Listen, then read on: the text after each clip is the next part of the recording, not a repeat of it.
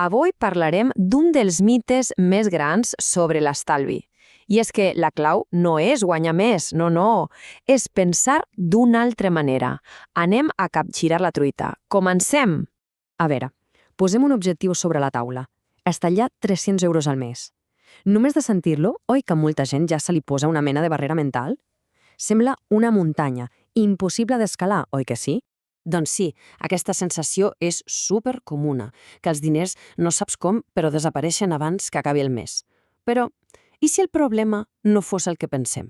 I si estiguéssim mirant-ho tot des de l'angle equivocat? Aquí ve la primera gran idea, el primer clic. Gairebé tothom pensa que el problema és el sou. És que no ganyo prou.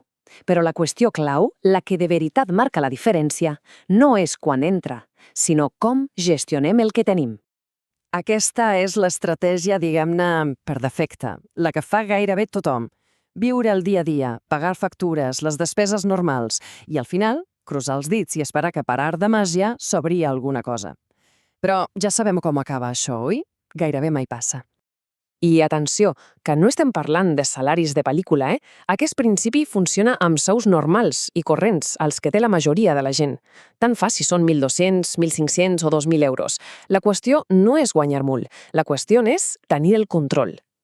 Molt bé, anem a la primera secció. Despeses visibles contra invisibles. Perquè, clar, per agafar el control, el primer que cal saber és on se'n van els diners. I per entendre-ho bé, ho dividirem en dues grans categories. Primer de tot, les despeses fixes, les que tothom veu. El lloguer o la hipoteca, el menjar, el transport, vaja, els pilars del pressupost. Són aquelles despeses grosses, inevitables, que tothom té més que controlades. Però, i aquí és on la cosa es posa interessant. Més enllà d'això tan obvi, hi ha una altra categoria, una despesa que actua gairebé en secret i que ens va buidant la cartera sense que ni ens n'adonem. Són les famoses despeses invisibles. Pensem-hi una mica, aquelles subscripcions que ja ni recordem, les cafès de cada dia, els dinars fora de casa, les compres per impuls, totes aquestes petites coses que no apuntem mai enlloc. I aquí hi ha el quid de la qüestió. Per separat, cap d'aquestes despeses sembla gran cosa. Un cafè, va, una subscripció, són pocs euros, però quan les sumes totes a final de mes, l'impacte és brutal. Són com petites fuites d'aigua que totes juntes acaben fent un forat gegant. Bé, ja sabem on se'n van els diners. Ara ve el pas més important de tots, el canvi de mentalitat. I no hi ha trucs de màgia, només cal donar-li la volta a la nostra manera de pensar. Fixem-nos en aquesta comparació, que és clau. L'enfocament habitual és gasto i, si queda alguna cosa, l'estalvio. L'enfocament que funciona és exactament el contrari. Primer estalvio i després gasto el que queda. Aquesta és la idea més potent de totes, resumida en només 3 paraules. Fes-ho al revés. Tan simple i tan potent. En lloc que estalviar sigui l'última cosa que fem, ha de ser la primera. És un gir de 180 graus en tota regla.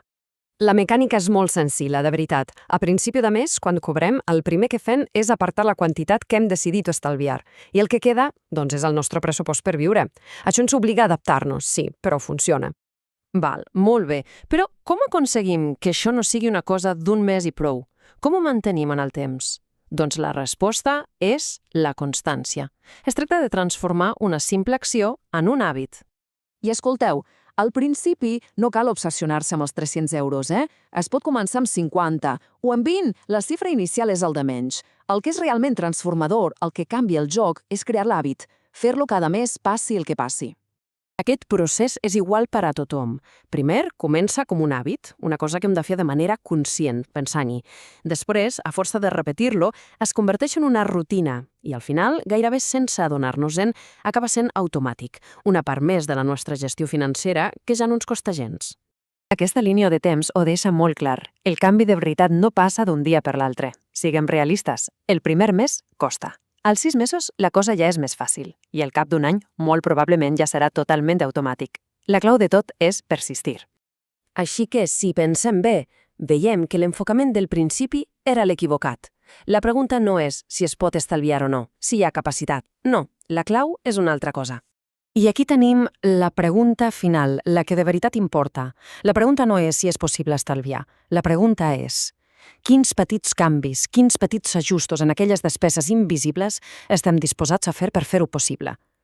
La resposta, al final, està en aquestes petites eleccions de cada dia.